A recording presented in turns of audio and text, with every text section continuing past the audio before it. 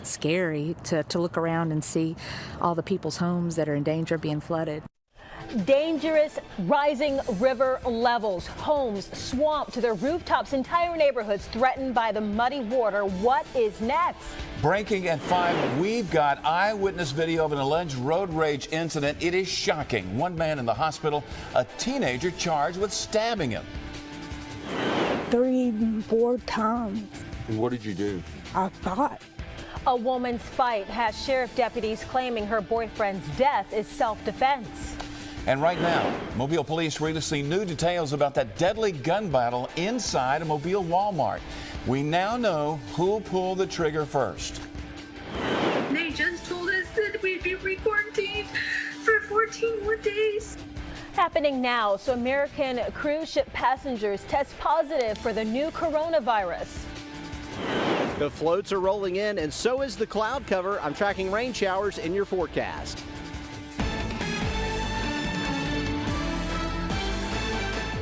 Breaking first at 5, a third person arrested today in connection to the shooting death of a University of South Alabama professor. Mobile police say this guy, 23-year-old Curtis Anthony Womack Jr., charged with the murder of Dr. Matthew Weiser. Back in December, Mobile police arresting 2 others in this case, 20-year-old Takez Timmons and Derek Scott, also facing murder charges. Both are out on bond under house arrest as this case heads to a grand jury. Also breaking at 5, new eyewitness video showing a road rage stabbing Friday afternoon on Moffett in Sims. The 30-second video taken by a witness and then sent to FOX10 News. It shows 17-year-old Davanish Jones and the 41-year-old victim Mitchell Schnickno in an argument. At some point, Jones turns around and Schnickno kicks her car. The teen spins back around and appears to stab Schnickno multiple times. Our Morella Porter joining us live from University Hospital. Now, Morella, you talked briefly with the suspect's mother as well as the victim over the weekend using Facebook. That's right, Byron Lanise. The victim is still here at University Hospital, and he tells me he's recovering. Meanwhile, the teen's mother says her daughter is innocent. Mobile County deputies say what sparked the confrontation was an argument over Jones' reckless driving. A witness tells me he saw the 17-year-old driving recklessly Friday for several miles on Moffett Road, weaving in and out of traffic, using the turning lane to pass dozens of cars. He says once Jones cut off Schenkel's blue F-150, he started following her. He was trying to get her to stop. He was cutting her off, trying to get her to stop. And I'm assuming. Jones' mother tells me the 17-year-old grabbed the knife after she stopped her car and saw Schenkel in her rearview mirror approaching her. She says the teen got out to tell Schenkel to stop following her. Jones is out on bail, charged as an adult with first-degree assault. And now later at 9, we're going to have those transcripts from the 911 calls of the reports from people who saw the stabbing. We're live at University Hospital. Morella Porter, FOX10 News. All right, Morella, thanks very much. Meanwhile, a woman tells FOX10 News her boyfriend hit her in the head with a rifle butt. Sheriff's investigators say she then shot him dead. Fox News reporter Steve Alexander standing by live in the newsroom. The details on this. Steve, the woman had to be rushed to the hospital? Yes, she did. That's right. It happened in Chinchula. Deputies say the incident happened in the 10,000 block of Cleburne Road early this morning. They say Johanna Harbison was found outside the home bleeding from her head. Deputies say her boyfriend, David Bailey, had assaulted her with an AK-47 rifle. They say Harbison told them Bailey struck her in the face and that Harbison armed herself with a 9mm handgun and shot Bailey in the chest. He was pronounced dead on the scene. He hit you in the head, right? With the butt of that gun. With the butt of the gun? Mm-hmm. And what did you do? 3, 4 times. And what did you do? I fought. Harbison didn't want her face shown on camera, but she was taken to a hospital to be treated for injuries, and she did have a bandage around her head when we talked with her. Sheriff's officials say deputies have been on the scene before at that location for domestic disputes. No arrests have been made in the case, and the case will be presented to the grand jury. Reporting live from the newsroom, Steve Alexander, FOX10 News. All right, Steve, thank you. Now, new information in a deadly shootout inside a Walmart on Government Boulevard. Mobile Public Safety Director James Barber saying a man in a wheelchair, Shontitus Kirksey, fired the first shot at 21-year-old Jaquez Thompson. Investigators say Thompson then fired back. Fox 10 News reporter Toy Thornton is live at the Walmart on Government with this story. And Toy, you did speak with Thompson's family. I did, Byron and Lenise. His aunt, Beverly Thomas, actually tells me she spoke with the cashier who was here at the time, who told her how it all went down. And she says what happened in the final moments before his death makes her proud and gives her peace. A tragic and deadly shooting at Walmart on Government Street Wednesday. 2 men killing each other as a result of what police are calling an ongoing beef. A family member says that beef was over something that happened some time ago. The situation should have been over then, but apparently, you know, some people can't let things go. Mobile Public Safety Director James Barber saying 44-year-old Shontitus Kirksey fired the first shot at 21-year-old Jaquez Thompson. He was a nice young man. He was a hard worker, dedicated father to his son, godly person. 5 days later, both families are reeling from the sudden deaths. Thompson's aunt, Beverly Thomas, and his siblings taking his clothes to the funeral home today. She says the cashier told her what happened that night. What I've heard is that Jaquez, when he actually went in the store to get something to eat, and him and the young man, they ran into each other. Some words was exchanged. Don't nobody know what those words were. Thomas says as Thompson tried to distance himself, Kirksey followed and fired several times. And he put his hand up and said, "Man, shot me. Let it be, man, let it be. Let it be enough. This ain't the place, man." And he shot him 2 more times before Jaquez pulled out his gun, which he's licensed to carry a gun. While the pain still cuts deep, she finds solace in knowing Thompson repented to God before he died. As he was laying on the floor, he said the 23rd Psalm. He asked God to forgive him from this day until the day he was born for anything that he's ever done. And he asked God to please accept him into his kingdom. Thomas says this is a very trying time for the Thompson family. She says Jaquez actually lost his father 11 weeks ago to gun violence as well in Michigan. So, of course, she's asking for prayer. Reporting live at neighborhood Walmart on Government Street, Toy Thornton, Fox 10 News. All right, thanks, Toy. Mobile County Sheriff's Office making an arrest more than a month after the crime. Yeah, police say this guy, Richard Jacob Phillips, killed Joshua Manuel. Manuel's body was found on January the 11th on Starlight Avenue. That's in Wilmer. Phillips arrested in George County, Mississippi, where he's still in custody. He'll be extradited to Mobile County to face that murder charge.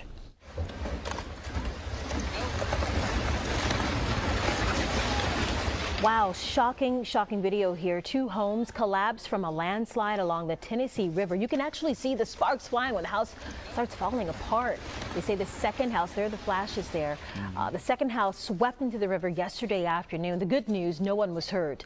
This is daytime video we want to change to now of the aftermath. Just an absolute mess. Yeah. Well, as Jason's been telling us, North Alabama is seeing a lot of rain this past week. Now, of course, that rain is affecting rivers here. And that includes the waters of the Tensas River, which are pouring from the banks in Baldwin County. Fox News reporter Hal Sherrick taking a tour of several landings. He has the impressive water levels. This is going to be the highest one since I've been here. Oscar Waters has owned Upper Bryant's Landing for 23 years and says high water isn't unusual. What is unusual is the amount of water coming downriver this time. With more than a week to prepare, this flood event has been more of an inconvenience than anything. The campground have to totally vacate. They have to leave. It's underwater, but you know the rest of it's out. There's only 2 permanent residents that live down the lake, and they commute back and forth. They do so by boat, which they tie up at the store and then go by car from there. The exposed tops of street signs are the only evidence that there's even a road below. As the water flows south, Lower Bryant's Landing has been cut in half by the river, covering the boat launch and forcing property owners to move their boats and vehicles to higher ground. Aside from the floating docks, Live Oak Landing is completely underwater, closing the road to the boat launch. The parking lot at Cliffs Landing is also completely underwater, which won't start receding until after the expected crest on Friday. Previously, the highest one that we've had that I've had here was 14.2, and they're predicting 16.2.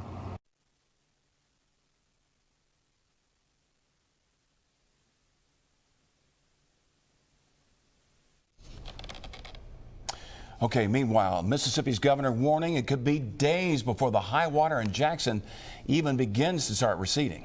Dozens of homes, businesses too, damaged or destroyed in the worst flooding that area has seen since 1983. The Pearl River running through Jackson still rising. Many people gearing up for a long rescue and recovery process.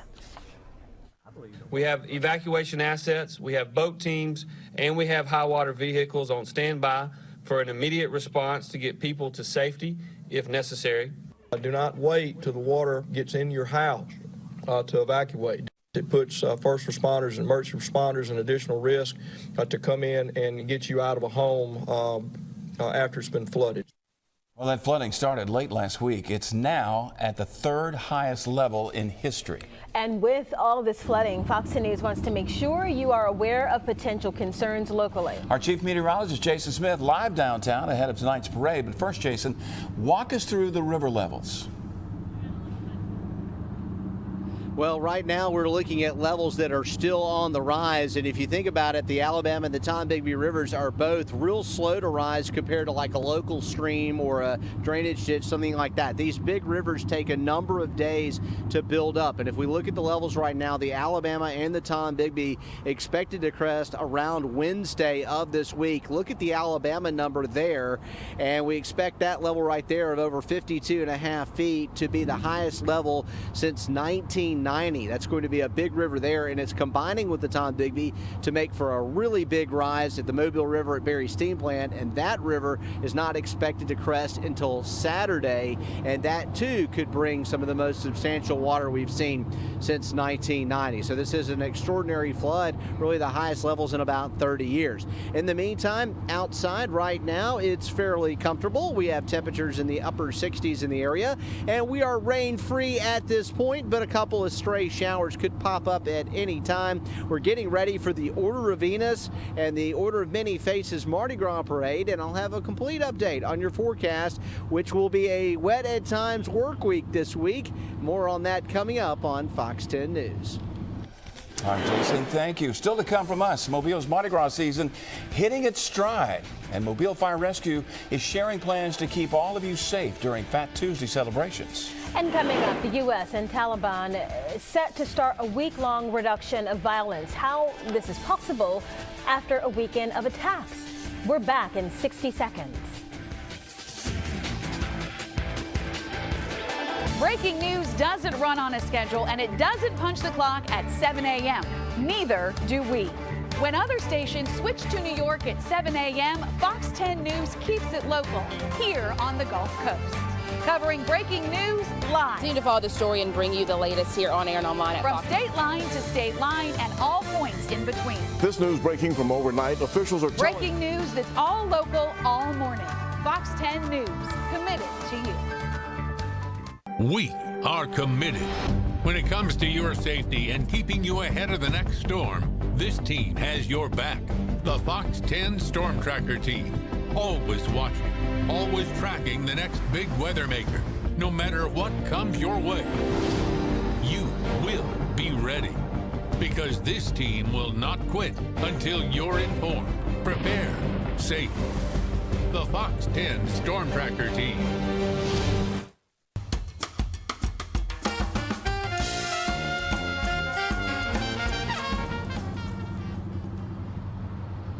All right, let's take a full look at your forecast here as we're sitting out here in front of the Civic Center just outside the parking lot here. And the float's starting to line up for tonight's Order of Venus and Order of Many Faces Mardi Gras parade. Looking at the skies out there right now, it is cloudy, but we're not seeing a lot of rain down here. So it looks like everybody set for a pretty good night to ride in a parade. It's not nearly as cold as it has been. And let's track those temperatures across the Gulf Coast. Looking around the area, made it in the 70s today, and they're starting to back off a little now, especially downtown here where we're getting a little breeze off the water. And taking a look at those winds, we will see the wind trying to come around a little bit more out of the south. We had a warm front come through the area today, so that does have some influence on the weather. And the other thing we've got to watch is a fog that may roll back in later tonight. We saw the fog today. We expect that again tonight. Checking radar, things are in pretty good shape. We have seen a few hit and miss showers across the area down along the immediate coast, but most of the action lifted north. And we're going to get a little break in the rain, and the chances are really not that strong for this evening. After midnight tonight, light showers will begin to develop. Our Fox 10 Futurecast will take you through it and show you the possibility of rainfall. We have a little green on the map, meaning very light rain, but no big storms, just to set up for showers as we get into the start of your day tomorrow. And then as we continue to go through the day tomorrow, our rain chances ramp up a little later in the day and into the afternoon, with showers in the forecast becoming likely late in the day. Seeing what's happening with our outlook, and we are expecting to see a nice situation for tonight's parades. Your official parade forecast calls for cloudy skies. We're going to see a chance of a few isolated showers, but mainly the only thing that's going to be raining down will be beads and moon pies, so it looks good there. As we track ahead tomorrow, a little more emphasis on rain second part of the day. We'll see scattered showers early. Most of the rain will be light early in the day, and then our rain chances will ramp up as we go through the day and we get into the evening hours, and we see a really strong chance of rain and showers, possibly a couple of rumbles of thunder, but we're really not seeing the profile for thunderstorms tomorrow, mainly just rain showers. Looking ahead in our extended forecast, it certainly has a wet look to it. As we track the weather conditions through the tail end of the week, we'll make it through about Thursday with good rain chances, and we're expecting anywhere from about 3 to 4 inches of rain to fall in the inland parts of the forecast area and to the north in the drainages of the Tombigbee and the Alabama rivers. So this could cause some problems with river rises. We've already got a fairly high forecast, a very, very high flood forecast in those Alabama and Tombigbee rivers, the highest level since 1990. And we're going to pick some more rain up state here. That could lead to the problems and make things a little worse. Also looking at our local forecast, if you're trying to pick a nice day to do something outside, Friday looks nice. And it also looks like it may be okay into Saturday. We will get rain showers back into the picture by Sunday. So that's a report here live from downtown Mobile as we're getting ready for tonight's parade. A lot of the other members of the Fox 10 News team have just pulled by. They'll be with me here on the float. And of course, we'll be back here as we'll get back in the studio with your complete forecast on Fox 10 News at 9 p.m. after the race. Lenise, Byron. All right, thanks, Jason. Look, lots of oatmeal pies, I can tell you, frisbees and cups. We're loaded on those floats. And we have such a good time seeing everybody and getting a chance to just enjoy the fun with you during this Mardi Gras season. And that's continuing, right? Because it's just 1 week away from even more fun in Mobile. And Mobile Fire Rescue taking the time to properly prepare all of us for the busy Carnival weekend, as well as themselves leading up to Skinny Monday and then Fat Tuesday. This morning, crews completed equipment inventory, prepping and loading bikes, and getting those many ambulances and carts with medical supplies and tools ready. And the point is to make sure they can respond quickly in the event of an emergency. The biggest success is being able to maneuver in and out of crowds. As you know, tons of people are packed into blocks and blocks of downtown Mobile where fire engines and ambulances can't necessarily maneuver. These bike teams can get there, apply a patient assessment and initial medical treatment, and if we need to do transport of any kind, then we've got the mini ambulances which can also maneuver to the crowd, through the crowds to the patient, and we'll transport them from there. Stephen Millhouse also encouraging parade goers to have a plan when going out this weekend. He says make sure you walk in groups, be vigilant of cars near the parade routes, and of course remember, it's all family-friendly fun. That it is, and more parades to catch this Mardi Gras season. The Order of Venus, Order of Many Faces tonight. Jason just talked about that at 6:30 in Mobile. Then tomorrow you have the Order of Lachese and the Mystic Stripers. That's at 6:30. So if you're looking for some revelry on the Eastern Shore, Fairhope's going to get back in the action Friday at 6:45. The Maids of Jubilee, and down at the beach, the Mystical Order of Miriams in Orange Beach next Saturday at 6. You can find a full list of the parades for Mobile and Baldwin counties on fox10tv.com. And don't forget about the free Fox 10 Float Tracker app. You can keep up with the floats in real time. Check on parade schedules and all on your mobile device. The app is on the Android and Apple App Store. More than 300 Americans back in this country right now after being stranded on a cruise ship in Japan due to coronavirus. I'm Eric Reynolds, celebrating Dr. Regina Benjamin, former director of a nonprofit medical group in Biola Battery. Dr. Benjamin served as our nation's 18th U.S. Surgeon General. Learn more Black History contributions at fox10tv.com. The Mobile County Sheriff's Office is proud to sponsor Black History Month.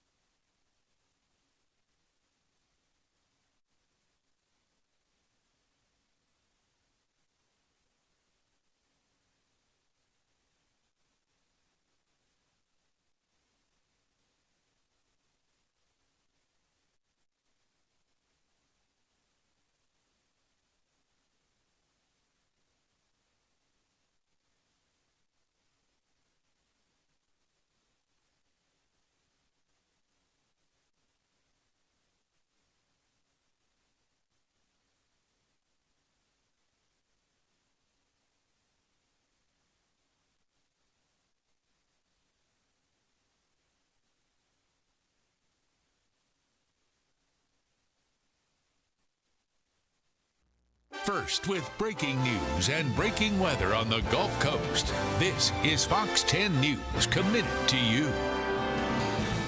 And developing right now, one person dead, 4 others hurt after a drive-by shooting in Pensacola. Officers looking for who pulled the trigger.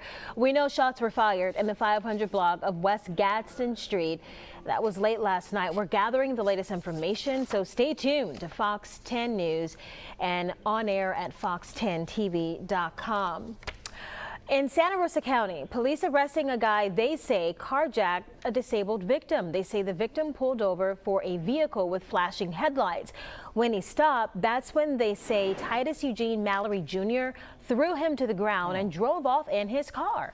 Soon after, he apparently lost control of the vehicle, then tried to steal 2 other vehicles nearby. The deputies found Mallory Jr. at a BP gas station on Highway 87 South. He was arrested, facing multiple charges, including robbery, attempted robbery, and felony battery. He's being held on a more than $300,000 bond. Hundreds of Americans airlifted from the Diamond Princess cruise ship docked in Japan have come back to this country, but 14 of them have tested positive for the novel coronavirus. Camelia Benarl has this report from Washington. First class, baby. 2 converted 747 U.S. government planes evacuating more than 300 Americans from Japan.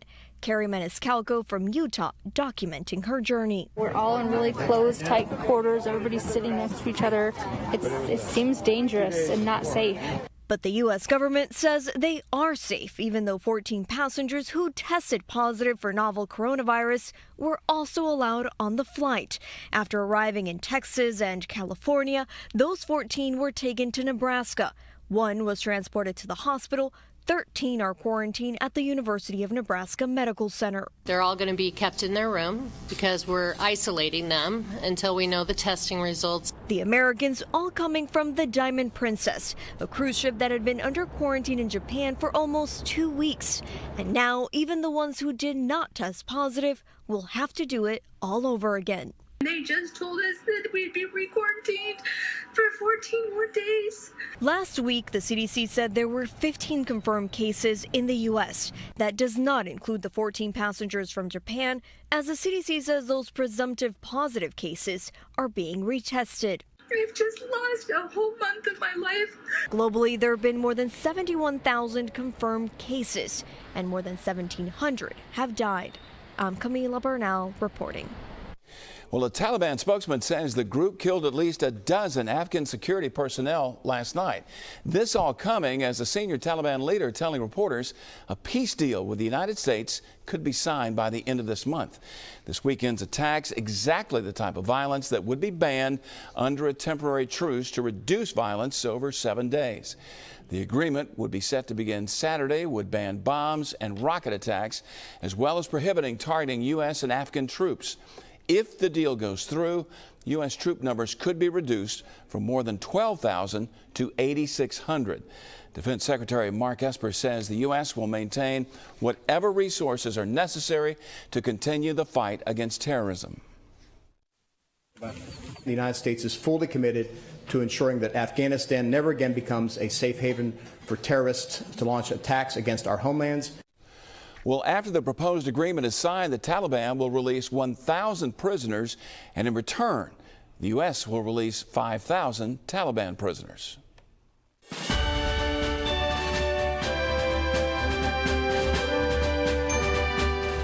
Well, the race to the White House running through Nevada this week. Democratic candidates stumping through the Silver State for votes. Recent national polling not yet showing a particular favorite there. Early voting ends tomorrow and the caucuses are Saturday. President Trump is heading to Nevada this week to talk criminal justice reform with graduates who were previously incarcerated. Nevada State Democratic Party Chairman William McCurdy says the party is working around the clock. That is to prevent Iowa-like problems with the caucuses there. And remember, today's the last day to register online if you want to vote in the Alabama primary, that election, March 3rd. All you have to do is go to sos.alabama.gov and follow the links to register. Next up on your most local news at 5, safety, a priority along the Eastern Shore, and the city of Fairhope focusing on pedestrians. A look at the city's brand new LED sidewalk project, and just in time for Mardi Gras. We're back in 60 seconds.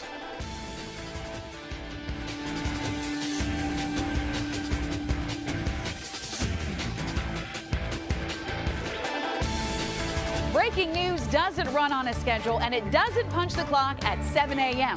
Neither do we.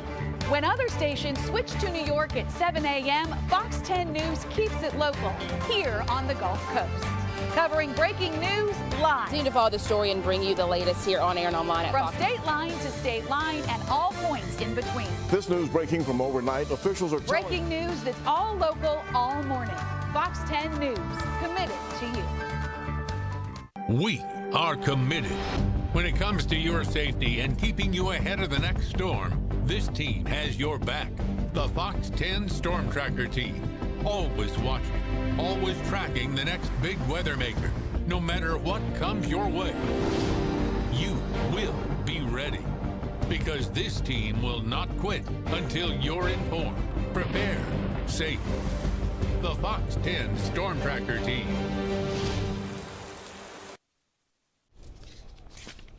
Well, as we've reported, a man hit by a car after a parade in Fairhope over the weekend. And that's bringing real urgency to the city to make the streets safer for pedestrians. And Fairhope is testing new technology that could cut down on pedestrian incidents by 69%, according to the Federal Highway Department. Last week, 2 new LED crosswalks revealed on Section Street between Equality and Pine.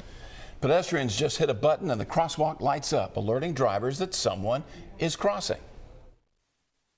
We have so many visitors and guests that come into town, and we want to keep them safe.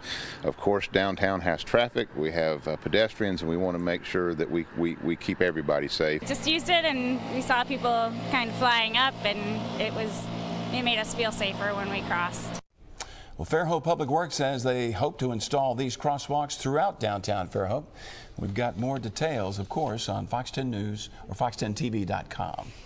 All right, you can get prepared for severe weather and save money at the same time. That's because Alabama is hosting a severe weather preparedness sales tax holiday this weekend. Yeah, Friday through Sunday. You can stock up on necessary items like batteries, weather radios, flashlights, generators, even plywood, just to name a few things, without paying any state tax.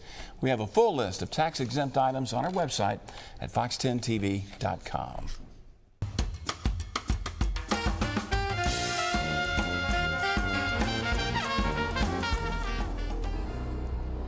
Okay, getting ready for tonight's parade. We've got the Order of Venus and the Order of Many Faces. The Fox 10 float will be featured in the parade along with a number of great floats that we've seen lined up here as we're getting ready for the big event. We'll have temperatures running into the middle 60s. It should be a mild night for a Mardi Gras parade tonight. Really one of the better weather situations we've seen.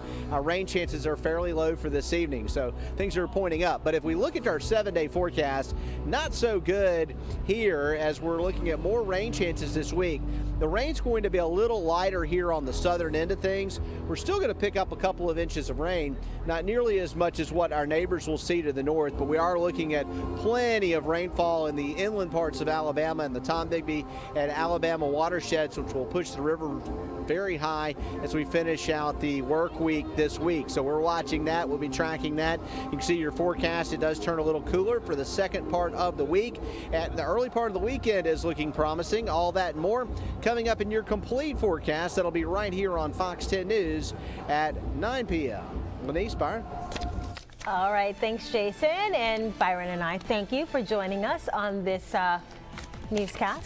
This particular newscast, because we're being streamed live while the race is on Fox 10. So we're glad you could be with us. We're all back tonight at 9 and 10, everybody.